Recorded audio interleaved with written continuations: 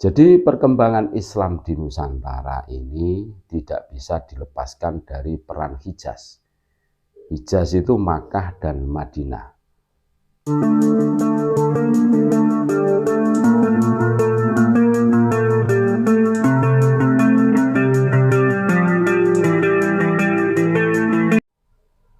Assalamualaikum warahmatullahi wabarakatuh. Saudara-saudaraku sebangsa setanah air yang kami cintai, yang kami banggakan, yang kami muliakan, dimanapun Anda berada, berjumpa kembali dengan kami channel Bejo Donya Akhirat. Sak bejo-bejane wong kang lali isih luwih bejo wong kang eling lan waspada, dan tentunya NKRI harga mati.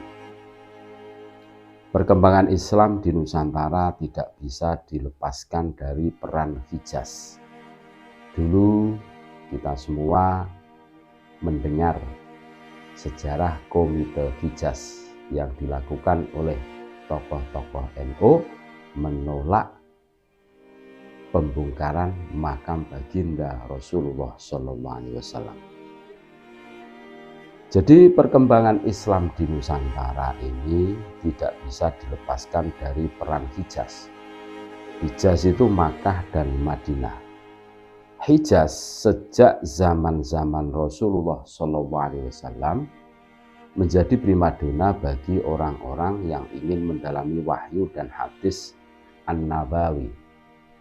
Sampai banyak ilmuwan meninggalkan Hijaz disebabkan karena adanya pembantaian massal yang dilakukan oleh Hajjaj bin Yusuf yang mensyahidkan Abdullah bin Zubair, ulama yang sangat disegani dari sisa-sisa sahabat Rasulullah SAW. Setelah simpuh darah membanjiri Masjidil Haram, banyak ilmuwan muslimin yang pindah menuju Baghdad, Syam dan Mesir serta Yaman.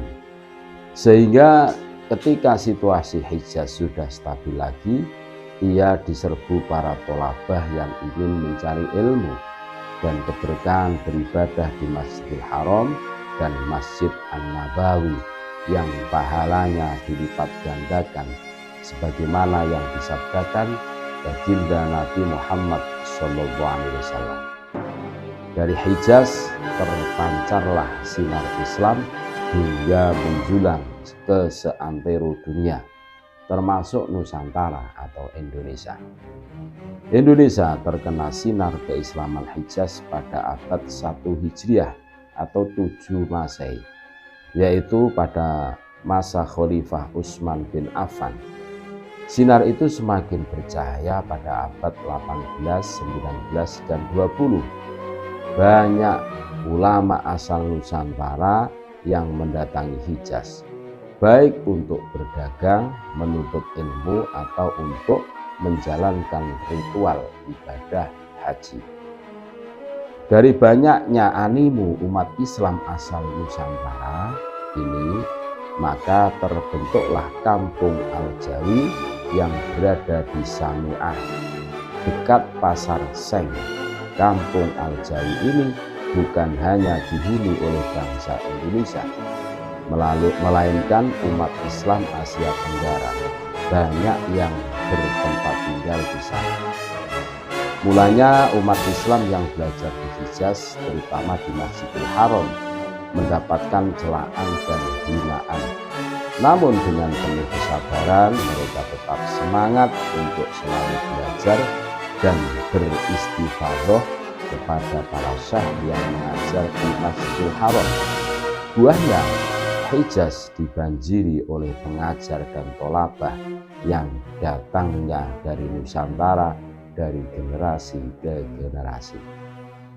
Ulama-ulama dari Nusantara banyak memainkan peranan penting dalam akademik keulamaan. Prestasi mereka banyak yang mengungguli ulama-ulama yang asli orang Arab, seperti Syekh Nawawi Al-Bantani, Syekh Abdul Hamid Al-Qudsi, Syekh Mahfud At-Turmusi, dan Syekh Yasin Al-Fadani. Ada 26 nama ulama aswaja asal Nusantara yang mempunyai prestasi gemilang, seperti menjadi imam menjadi khotib dan pengajar di Masjidil Haram yang dapat membawa nama baik Nusantara atau Indonesia hingga go internasional. Dikutip dari buku Ulama-Ulama Aswaja Nusantara yang berpengaruh di negeri Hijaz, karya Amirul Ulum. Ulama-ulama tersebut yaitu Syekh Nawawi Al-Bantani Al-Makki, Syekh Ahmad Khotib Al-Minangkabawi Al-Makki, Syekh Mahfud At-Turmusi Al-Makki, Syekh Abdul Hamid Al-Qudsi Al-Makki, Syekh Muhsin Al-Musawa Al-Palimbani Al-Makki, Syekh Abdullah Muhaimin bin Abdul Aziz Al-Lasmi Al-Makki, Syekh Bakir bin Muhammad Nur Al-Jubjawi Al-Makki, Syekh Yasin bin Isa Al-Fadani Al-Makki, Syekh Ahmad bin Abdul Ghafar As-Sambasi Al-Makki, Syekh Ismail Al-Khalidiyah Al-Minangkabawi Al-Makki, Syekh Muhammad Mukhtar bin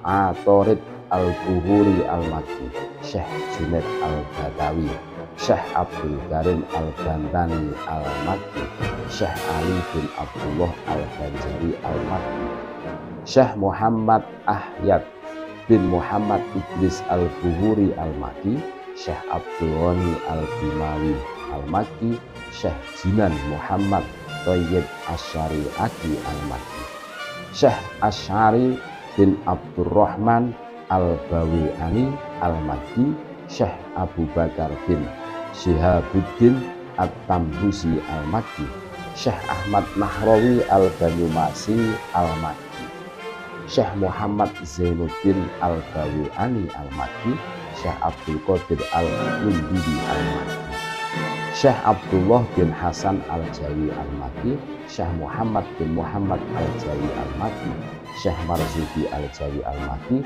dan Syekh Muhammad bin Umar Al-Sumbawi Al-Makki. Menilik statement Syekh Yasin Al-Fadani bahwa ada sekitar 130 pakar hadis yang transmisi keilmuannya diriwayatkan oleh Syekh Yasin Al-Fadani yang kesemuanya tidak lepas dari Hijaz. Sehingga dari statement ini bisa diambil sebuah kesimpulan bahwa ulama-ulama asal Nusantara yang mempunyai peranan penting dalam kontak dan jaringan keilmuan di Hijaz itu lebih dari 130. Sebab kutipan itu hanya dalam masalah hadis, belum cabang keilmuan yang lainnya seperti fikih, teologi, gramatika Arab, dan tasawuf. Hari ini kita wajib mengungkap sebuah kekayaan sejarah ulama Nusantara di Hijaz, sehingga membuat keislaman Nusantara terpancar hingga ke seantero dunia melalui mediator Makkah dan Madinah. Temuan ini bisa menginspirasi lahirnya para penelitian lanjutan yang membahas tentang prestasi ulama Nusantara, bukan hanya di Hijaz, melainkan merambah ke Yaman, Mesir, Syam, dan negara Islam lainnya.